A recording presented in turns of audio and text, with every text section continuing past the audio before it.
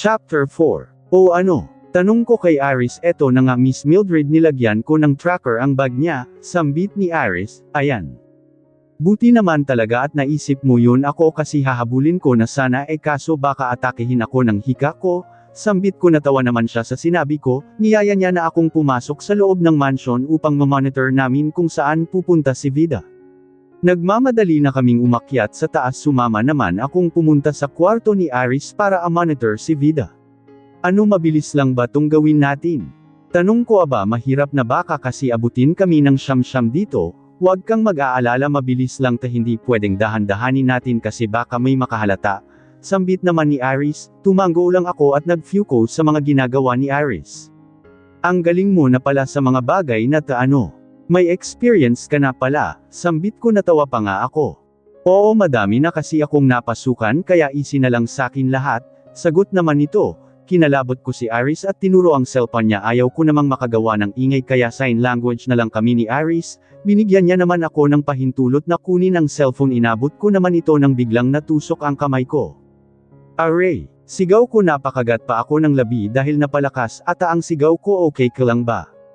Concerned na sabi ni Iris. Umiling naman ako at itinuro ang kamay ko na may nakatusok na kahoy. Sige, huhugutin ko, sambit nito. Dahan-dahanin mo lang ang paghugot, baka kasi damyugo nasasaktan kong sambit. 00 easy ka lang diyan, sambit naman nito. Kumuha na siya ng puller at sinimula ng hugatin ang nakatusok na kahoy. Aray! Sigaw ko. Binigyan ko pa ng batok si Iris. Oh! Sigaw niya naman. Dahan-dahanin mo kasi, sigaw ko sa kanya. 00 na wag ka nang malikot dyan. Sige ka, dadyugo talaga ito. Sambit naman niya. Dahan-dahan niya namang hinugot ang kahoy at napapikit pa ako dahil sa sakit.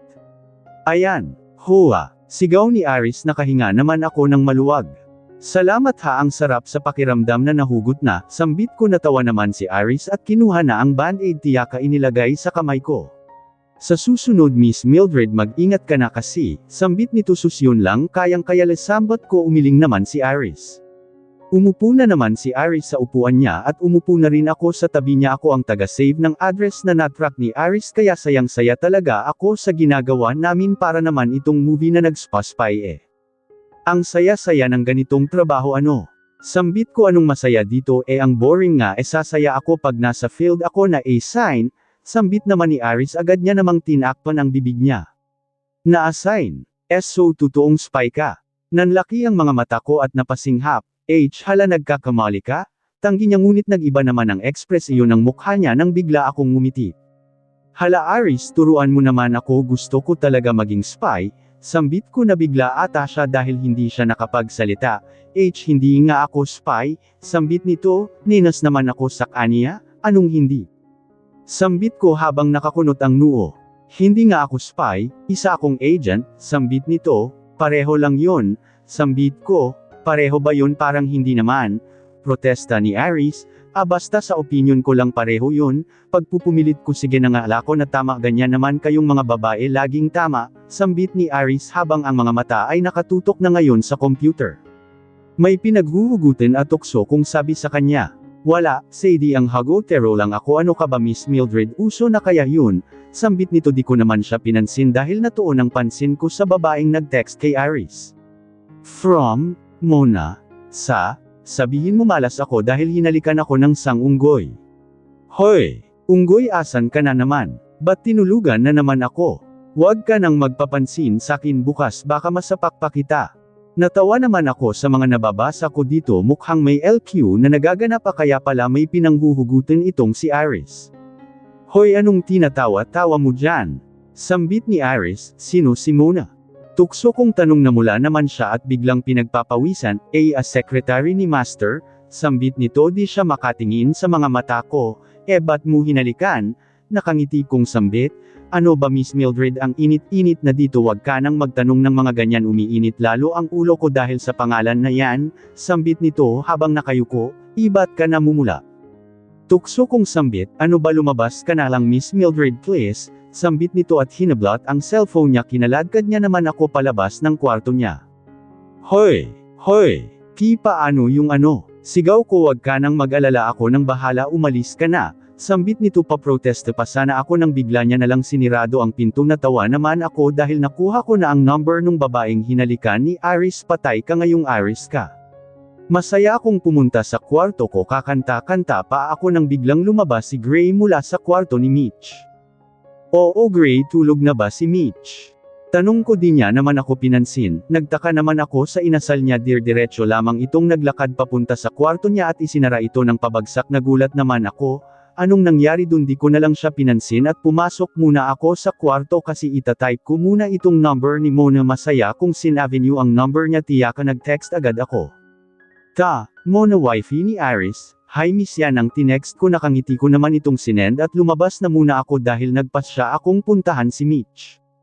Pumasok na ako sa kwarto ni Mitch at tiningnan ito. Nakahinga naman ako ng maluwag nang mapagtanto kung tulog ito. Buti naman at di ito umiiyak kapag mag-isa lang siya dito kasi ako noong bata pa lamang ako. Halos di ako iwan nila mommy. Aalis na sana ako nang biglang nagising si Mitch. Mommy, mahina nitong sambit. Dahan-dahan naman akong humarap sa kanya at tiningnan ito. Why are you still awake? Tanong ko sa kanya at lumapit ako. Mommy, can you stay here? I am scared. Sambit nito habang naluluha. Ngayon ko lang nakita na ganito katakot si Mitch. Hindi ko malaman kung bakit ganito na lang ang takot niya. Why are you scared? Is there something bothering you? Sambit ko, umiling naman siya. I'm scared because I'm always alone. I'm scared because I feel like no one wants to stay beside me and no one stay to hug me at night. No bedtime stories. No lullaby. I have no one but myself. Malungkot nitong sambit. Napaluha naman ako dahil sa sinabi ng bata. Hindi ako nakapagsalita dahil totoo naman lahat ng sinabi niya. Sa edad niyang dapat hindi siya mag-isa. Ano bang silbi ko bilang kinikilala niyang ina? Antong hiningaraman ako. Tiyaka humiga sa tabi niya. Niyakap ko siya ng mahigpit at hinalikan sa noo. I'm so sorry if I didn't do my duty properly. Sambit ko. Okay mommy. I'll know you can't do it because you're just forced to marry my dad. Halos mabilaw ko ako dahil sa sinabi ni Mitch. Hala, sinong nagsabi sa'yo niyan? Naguguluhan kong tanong. Si Daddy galit na galit siya kanina habang kinakausap kung tulog. Akala niya ata tulog talaga ako. Sambit nito habang nakangiti. Haze. I'm so sorry Mitch if we lied to you. Buti promise na kahit ganun ang sitwasyon mamahalin parent kita bilang totoo kong anak and please promise me na atin-atin lang ito. Sambit ko. Yeah mommy, I promised. Sambit nito, hinalikan ko naman siya sa noo. Bilib talaga ako sa batang ta. Sa mura niyang edad sobrang mature niya na at ang talino pa. Nahiya tuloy ako sa talinong taglay ni Mitch. Tumayo muna ako at kumuha ng bedtime storybook. Kinumutan ko naman siya at nagsimula ng magkwento. One day, there was a princess named. Panimula ko hanggang sa inaantok na rin ako. Nakatulog na si Mitch at bigla na lang bumigat ang mga talukap ko at nakatulog. Lumabas ako ng kwarto ko upang magpahangin kasi naguguluhan na ako sa sarili ko. Nasa hardin ako ngayon. I didn't know what was happened to me. Noong una I'm not into her but now I don't know anymore. Her presence mean a lot to me. Napasabunot naman ako ng buhok ko because of the frustration. This girl makes me crazy nang dahil lang sa ginawa niyang yung naging ganito na ako. Sana pala hindi ko na lang niyaya ang babaeng yun na makipag-date sakin. Gusto ko lang naman sakyan ang trip niya to get people attention but now attention niya na ang gusto ko. Napakalabo naman ng sarili ko. Tumayo na lang ako dahil gusto kong kumuha ng beer. Nang pumasok na ako sa loob, nagtaka naman ako nang makita ko si Mildred na nasa taas kasama si Iris. Nagmamadali sila na para bang may humahabol sa kanila kaya na curious naman ako. Sinundan ko sila. Nagmamadali akong tinahak ang hagdan. Nagtaka naman ako nang pumasok silang dalawa sa kwarto ni Iris. Napakuyom ako. Hindi ko alam kung bakit bigla na lang akong nagalit. Nagseselos ba ko? Tanong ng isipan ko sa sarili ko, baka dala lang ng kapreningan ko. Di ko na malayang dinala pala ako ng mga paa ko patungo sa labas ng kwarto ni Iris. Dinikit ko naman ang tenga ko sa pinto upang madinig ko kung anong ginagawa nila sa loob. Ano, mabilis lang ba tong gagawin natin? Tanong ni Mildred. Napakunot agad ang noo ko sa mga salitang binitawan niya. What they're doing? 00, wag kang mag-aalala, mabilis lang ta. Hindi pwedeng dahan-dahanin natin kasi baka may makahalata. Nanlamig niyaman ako sa sinabi ni Iris. What the freak, they are into each other. May relasyon ba sila? How could they do this to me? Ang galing mo na pala sa mga bagay na taano. May experience ka na pala. Sambit naman ni Mildred. Anong sinasabi niya? What is it all about? Mas lalong kumunat ang noo ko sa mga binibitawan nilang salita, halos dinan ko na ang tenga ko upang masigurado kung nagkamali lang ako ng dinig. Oo, madami na kasi akong napasukan kaya easy na lang sakin lahat, sagot naman ni Iris. What the hell? Anong napasukan? Marami na palang babae si Iris tapos ngayon, si Mildred naman ang papasukan niya. She betrayed me, isn't she? Mabilis na kumabog ang dibdib, dinig na dinig ko ito dahil nanahimik na sila sa loob. Aalis na sana ako nang biglang marinig ko ang sigaw ni Mildred. Aray! Sigaw nito, agad naman akong bumalik at nakinig ulit. Shut these people, I want to push the door, pero anong sasabihin ko kung sakali mang may ginawa talaga sila? Am I in the position to feel this feeling? Okay ka lang ba? Nag-aalala lang sambit ni Iris. Kinuyam ko naman ang mga kamay ko. May katahimikan namang nangyari sa loob, di muna ako gumalaw upang di halata na may taong nakikinig sa labas. Sige, huhugutin ko, sambit ni Iris. Nanlamig naman ako sa sinabi nito. Dahan-dahanin mo lang ang paghugot, baka kasi dumb you go. What did she say? Gulong-gulo na ako, halo-hal zero ang nararamdaman ko. Hindi ko alam, gusto kong patayin si Iris. Pakiramdam ko ay tinatraidor ako, nasasaktan ako sa hindi ko alam na dahilan. 00 easy ka lang dyan, sambit ni Iris. Nakinig pa din ako sa kabila ng halo-halong emosyon na namumuo sakin. Hindi ko alam kung anong gagawin ko, litong-lito ako. Aray. Sambit naman ni Mildred. Napapikit ako sa mga nadidinig ko. Ba't naman ako nakikinig? Ano bang pakialam ko kung may ginagawa silang kababalaghan, hindi ko naman siya tunay na asawa. Oh, sambit naman ni Iris. Kinuyam ko naman ang kamao ko. Kahit ano pang sasabihin ko, may parte talaga sakin na nasasaktan ako. Dahan-dahanin mo kasi, sambit ni Mildred. Nakatayo na lang ako sa labas. I don't know how to react. I was paralyzed by my thoughts. Ano bang nangyayari sakin? Ayan, hua. Sambit naman ni Iris na para bang nagse-celebrate ito sa success niya. Mas lalo akong nasaktan dahil hindi ko alam kung bakit nagawa ni Iris sakin lahat ng ito at nalilito ako kung bakit ko nakaramdam ng ganito. Salamat ha, ang sarap sa pakiramdam na nahugot na, masayang sambit ni Mildred. Hindi ko na kayang marinig pa ang mga susunod pang salita na bibitawan nila kaya umalis na ako at nagtungo sa kwarto ni Mitch. I just found myself sitting in front of Mitch and talking to her while she's asleep. Ako mismo ay hindi ko alam kung anong nangyayari sakin. I don't love her either, but why I act this way? Why I feel like they betrayed me? Hindi ko naman siya totoong asawa, diba? I forced her parents to marry me just to fulfill your happiness, Mitch, and why no we acted this way? Why I acted so strange when she's around me? Sambit ko habang hindi alam kung anong gagawin. I couldn't find answer of all this case. Tiyan, siguro dala lang ta ng emosyon, siguro lahat ng ito ay guni-kuni ko lang. I don't want to ruin my plans. Maybe I will distance myself again towards her. Sinabunutan ko ang sarili ko dahil litong-lito na ako just because of that damn night. I hate that night. Sana pala hindi ko na lang siya niyaya na mag-date. Sana pala umuwi na lang talaga ako nun. Huminga muna ako ng malalim bago tumayo. Hingakan ko na ang noo ni Mitch at nagpaalam na ako sa kaniva. I want to be alone right now and fix all of this mess. Lumabas na ako at isinara ang pinto, and to my surprise nagkasalubong pa kami sak. Sobrang malas ko naman. 0 o gray, tulog na ba si Mitch? Sambit nito, kumuulo na naman ang dugo ko nang nadinig ko ang boses niya. Di ko na lang siya pinansin at naglakad na ako ng diretso at sinara ng sobrang lakas ang pinto. I want her to feel how angry I am of what she did. Dumiretso agad ako sa bathtub at pinakaima ko muna ang sarili ko. Mga ilang minuto pa akong nasa bathtub at inobserbahan ang sarili ko. I think about Mildred the first time, also her at his dad office. I know she's different. Bigla namang kumabog ng ubod ng lakas ang puso ko. Shit. No, this couldn't be happened.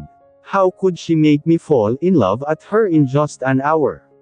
Takhang tanong ko sa sarili ko. Amnalas na ako sa bathtub at nagsuot na ng boxer at pantulog. Na pagpasiyahan ko namang lumabas na lang at uminom ng beer dahil sigurado akong di ako makakatulog sa isipin kong ito. Lalo't alam ko na sa sarili ko na may gusto ako kay Mildred. I need to find a way upang mawala itong nararamdaman ko sa kanya. Hindi pwede to. Lorraine is the only girl love and not that someone who just came into my life. Baba na sana ako nang makita kung nakaawang ang pinto ni Mitch.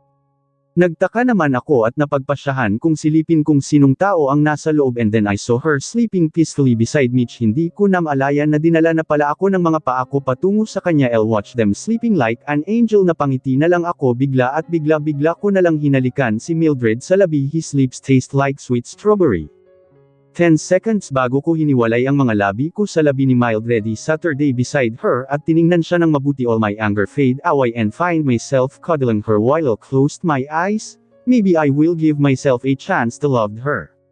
Nahihirapan akong gumalaw dahil ukhang may nakadagan saking malaking elepante. Dahan-dahan akong nagmulat ng aking mga mata upang makita ko kung elepante ba talaga ang nakadagan sakin.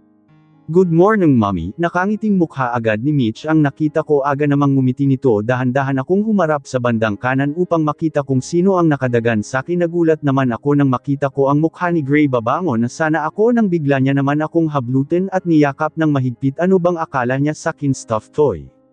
Mitch, pakigising naman sa daddy mo o sesekelan ata ako nito. Sambit ko dahil sobrang higpit ng kanyang pagkakayakap. Di ko alam kung yakap pa ba to o murder na. Ayaw ko sambit nito habang tumatawa-tawa at may hawak na camera. Hoy, ano ka ba, hindi na ako makahinga? Gusto mo bang mamatay ako ng maaga? Sambit ko sa kanya, agad niya naman akong sinunod at ginaisang ang kanyang ama. Niyugyug niya ito pero walang effect. Tulog mantika itong taong ta. Paano ba yan mommy, hindi ko magising si daddy? Sambit niya naman, naiinis na ako sa posesyon namin ngunit may parte sa akin na natutuwa. Ano ba naman yan, siguro dahil sa kilati ko sa leeg. Paano ba naman dyan pa talaga banda ang bibig niya, kunting galaw ko lang mahahalikan niya na ako. Ilang minuto pa na ganun lamang ang posisyon namin, nenas na talaga ako. Maya-maya pa ay biglang bumukas ang pinto at inuluwa naman si Iris. Pagkakita niya sa amin ay bigla naman niyang tinakpan ang kanyang mga mata na para bang gumawa kami ng hindi kaaya-aya ni Gray. Hala, just go spring. Ano ba naman kayo, dun kayo sa kwarto niyo, wag dito, may bata pa naman, sigaw ni Iris habang tatawa-tawang nakatingin sa amin. Walang yaka. Gisingin mo itong amo mo, mamamatay ata ako nito. Sigaw kong sambit kay Iris, ngunit umupo ang loko sa harapan namin at pinanood kami na para bang nasa isang sinihan kami. Sige lang, i-enjoy nyo muna yung posisyon nyo, gusto kong makita ang reaksyon ni Master, sambit nito habang ngingiti-ngiti. Nag-isip na ako ng paraan kung paano ko gigisingan itong si Gray at biglang nagka-lightbulb naman ako. Sinipa ko ng ubod ng lakas ang paa niya dahilan upang mahulog kaming dalawa at ang pinakamalalang nangyari ay nakapatong ako sa ibabaw niya. Namulaman ako ng biglang damilat ang mata ni Gray at nagkasalubong ang mga mata namin.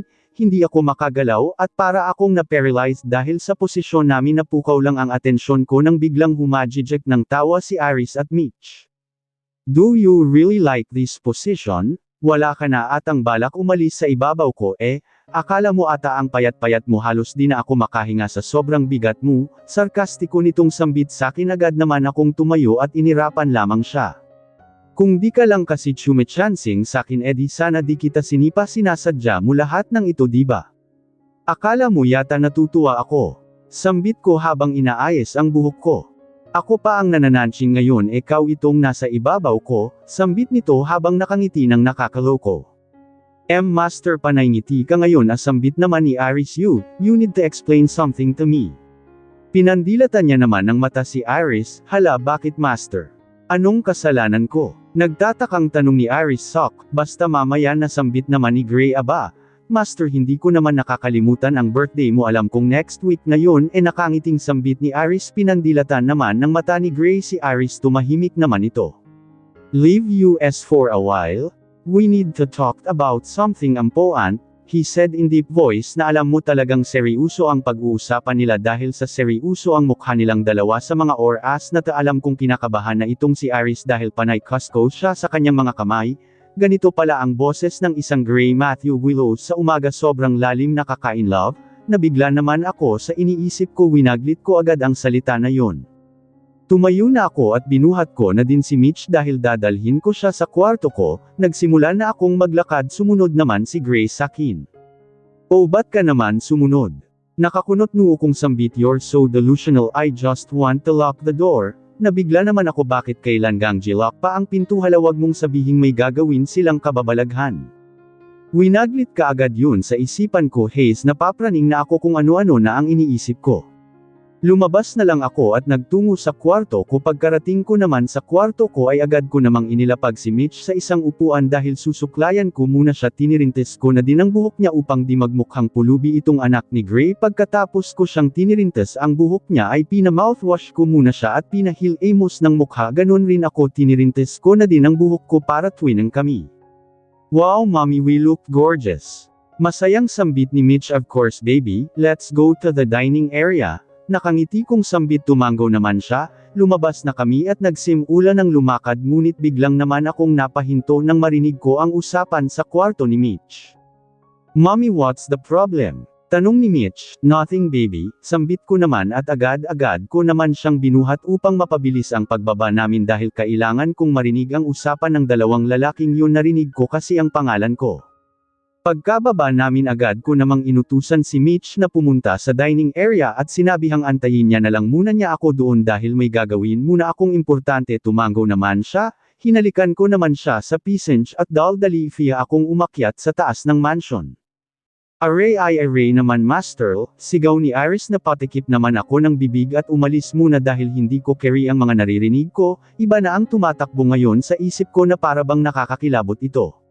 Bumalik naman ako upang making dinaikit ko ang aking tainga upang pakinggan kung ano pang mga kaganapan sa loob. Few calls akong nakinig ngunit wala naman akong nadinig. Dininan ko pa ang pakikinig nang biglang bumukas ang pinto at naman agad ako. Nakahawak pa ako sa paa. So nakikinig ka sa usapan ng may usapan? Striktong wika ni Gray. Agad naman akong bumangon at pinagpag ang sarili ko. Ano kasi napadaan ako. Nakikinig ako. Kung tapos na ba kayong mag-usap kasi may kukunin ako sa loob o zero may kukunin nga ako tama. Sambit ko habang nakangiti. Sa palusot. Sambit nito at umalis na habang nakangiti.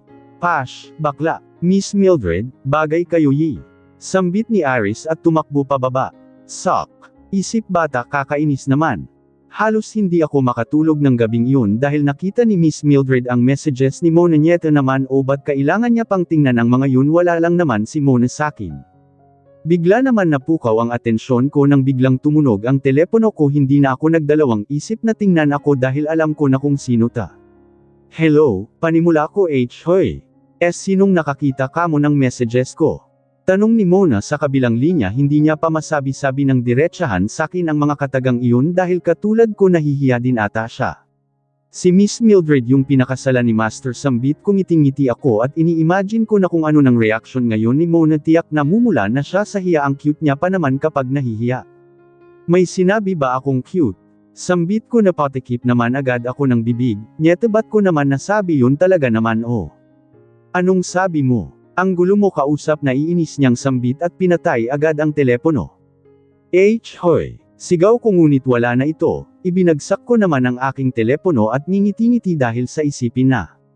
Yun. Naisipan kong bumangon na dahil kumakalam na ang sikmura ko. Ngingiti-ngiti kong inayos ang buhok ko at lumabas. Nakakanta-kanta pa ako ngunit bigla naman akong napatigil nang may marinig akong parang ingay sa loob ng kwarto ni Mitch. Agad-agad naman akong naalarma na wala. Bigla ang saya na akong nadama at napalitan ito ng sobrang pag-aalala. Agad kong binuksan ang pinto ng kwarto ni Mitch. Nagulat naman ako nang makita ko ang posisyon ni Miss Mildred at Master Gray. Nakanjite naman ako agad dahil sa aking nasaksihan talaga namang sa harap pa ng bata sila gumawa ng kababalaghan. Agad ko namang kunwaring tinakpan ang mga mata ko. Hala just ko spring. Ano ba naman kayo dun kayo sa kwarto niyo? Wag dito, may bata pa naman. Sigaw ko habang tatawa-tawa. Nakita ko namang mukhang nena si Miss Mildred dahil sa sinabi ko ngunit wala akong pakialam dahil mukha talagang masasave na ang isang taong sweldo ko. Sana naman ay kumapit na sakin ang swerte.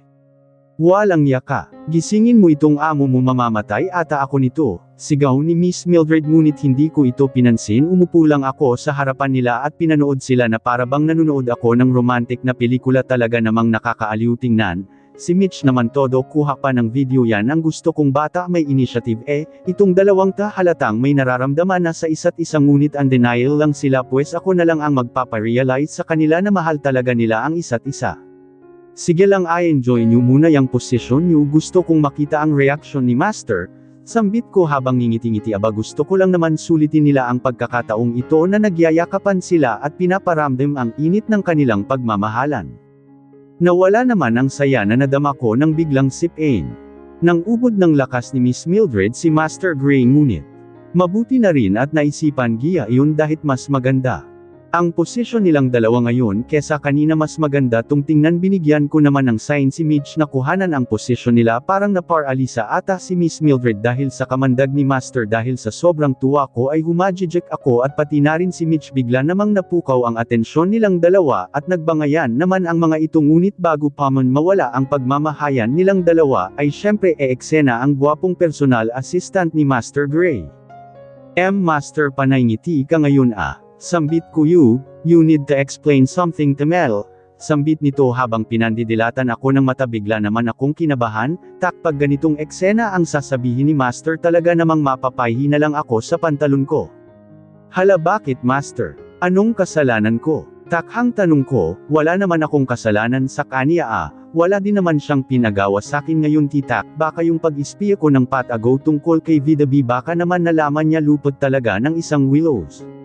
Sok, basta mamaya na, sambit nito napaisip naman ako alam kong sa mga oras na ito seryosong usapan nato ngunit yung utak ko ay hindi sumasang-ayon sa gusto ko. Aba, Master hindi ko naman nakakalimutan ang birthday mo alam kong next week na yon pabiro kong sambit pinandilatan niya naman ako ng mata tumahimik naman ako agad alam kong ayaw na ayaw niya ang birthday niya.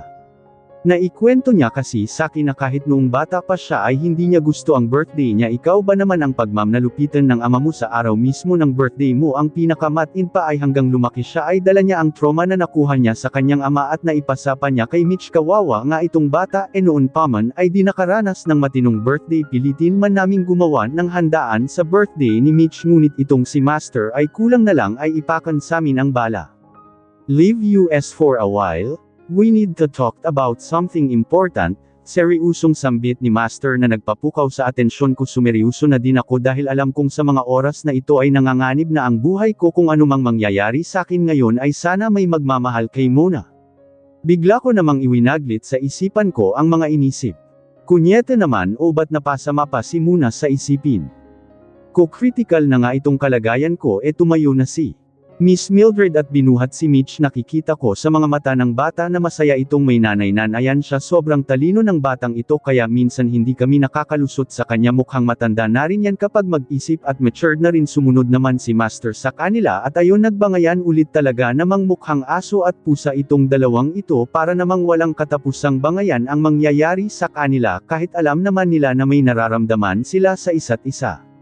Nang isara na ni Master ang pinto at nilok ako ay bigla namang tumibok ng napakalakas ang puso ko nyete di ako in love kay Master hakabatakabang matind. I don't want to make things worse here may gusto lang akong nalaman, sambit nito at sobrang seryoso nito naka-poker face din ito kaya alam kong seryoso ito hindi ko alam kung anong gagawin ko napalunok na lang ako sa sobrang kaba. May relasyon ba kayo ni Mildred? Seryosong sabi nito ngunit hindi sly makatingin sa akin ng diretsahan muntik na akong mabilawkan sa sarili kong laway ano bang pinagsasabi ni Master? Ha? Paano niyo po nasabi? Sambit ko habang nakakunot ang nusok. I heard you two in your room, sambit nito habang seryosong nakatingin sa akin. Inisip ko namang mabuti ang mga pangyayari sa loob ng kwarto at bigla kong naalala ang mga katagang sinasabi namin ni Mildred noon bigla naman akong pumalakpak. Naku Master nagseselos ka ba sa amin ni Miss Mildred? Sambit ko habang tatawa-tawa bigla naman siyang tumayo at hinawakan ang kamay ko tiyak pinilipat. Aray, sigaw ko sagutin mo na lang kasi ng diretsahan, gusto mo pang masaktan, sambit nito aray. Master hindi kasi ganun yun kinuha ko lang yung nakatusok na kahoy sa kamay niya, nilagyan ko kasi ng tracker si Vida at si Miss Mildred ang nagsulat ng mga address na nakuha namin, sambit ko habang milipit sa sakit. Good. Sambit nito, aray naman Master. Sambit ko nang bitiwan niya ang kamay ko hinihilot-hilot ko naman ito at sumenyas naman siya nalalabas na kami tumayo na ako at dahan-dahan lang akong naglakad dahil masakit pero ang kamay ko sumenyas naman si Master na tumayo lang muna at dahan-dahan niyang pinahihit ang pinto tiyaka bumulagta si Miss Mildred sa sahig. At nagbabangayan na naman silang dalawa, umalis na si Master at naiwan kaming dalawa ni Miss Mildred. Miss Mildred, bagay kayo yi. Sambit ko tiyaka tumakbo baka kasi batukan na naman ako.